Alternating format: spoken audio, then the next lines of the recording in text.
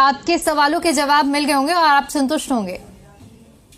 हाँ, बस वो दिल्ली पुलिस वाला सवाल का जवाब नहीं मिला, लेकिन बहरहाल मैं निवान जी के पास आना चाहूंगा। ठीक है, अभी निवान जी कुछ कनेक्टिविटी इशू है तो अभी हमारे साथ कनेक्टेड नहीं है। मैं जैसे ही जुड़ते हैं तो मैं आपको पूरा मौका दूंगी। दर्शकों के पास ये सवाल छोड़ना चाहूंगा आम आदमी पार्टी के प्रवक्ता के लिए कि पहली बात कि आपका जन्म हुआ था कि आपने भ्रष्टाचार के खिलाफ जो मुहिम छेड़ी थी, एक क्रांति लेके आए थे, जन जागृत करा था लोगों को, तो यहां पर आपने आरोप लगाए थे, ये मैं नहीं कह रहा।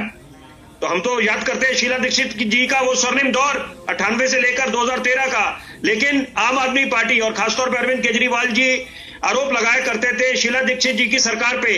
तो फिर सवाल ये पैदा होता है, $1 मिलियन सवाल, कि आपने उनसे समर्थन कैसे ले लिया सत्ता पे काबिज होने के लिए, पहली बात। और दूसरा सवाल जो अटैच सवाल है मेरा कि क्या अगर मान के चले हाइपोथेटिकली अगर आप लोगों को स्पष्ट बहुमत नहीं मिलता और कांग्रेस कुछ सीटें निकाल लेती है, क्या फिर बैक टू स्क्वायर वन होगा, फिर आप समर्थन लेंगे?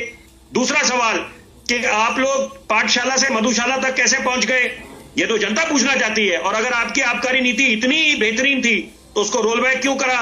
दूसरी बात है, आप आरोप लगाते हैं भाजपा पे कि वो लोग, उनके नेता बयानवीर हो जाते हैं, अभद्र भाषा का इस्तेमाल करते हैं। तो जनाब, आपको भी गिरेबान में झांकने की आवश्यकता है। आम आदमी पार्टी को चौथी पास राजा और जो शब्दों का इस्तेमाल आप लोग करते हैं, जिसका मैं जिक्र नहीं कर सकता आज इस टीवी पर। तो दूसरी बात है कि पूर्वांचलियों के बारे में आपने जो बोला, जैसे कि मैंने सवाल शुभेंदु जी से पूछा जो भाजपा के प्रवक्ता हैं, कि आप झुग्गियों को लेकर आश्वस्त करें दिल्ली की जनता को जो वोट डालने जा रही है 5 तारीख को, उसी तरह से पूर्वांचलियों को लेकर आपने जो टिप्पणी करी। और सबसे बड़ी बात कि प्रवासी मजदूर, जिसकी जिम्मेदारी दोनों की बनती है, कि आम आदमी पार्टी और भाजपा की क्या कारण था कि हमारा प्रवासी मजदूर पलायन करने के लिए मजबूर हो गया। लॉकडाउन के तो मायने ये होते हैं कि आप जहां पर है वहीं पर रहे। वो क्या कारण था, क्या मजबूरी थी कि इन लोगों को पलायन करना पड़ गया?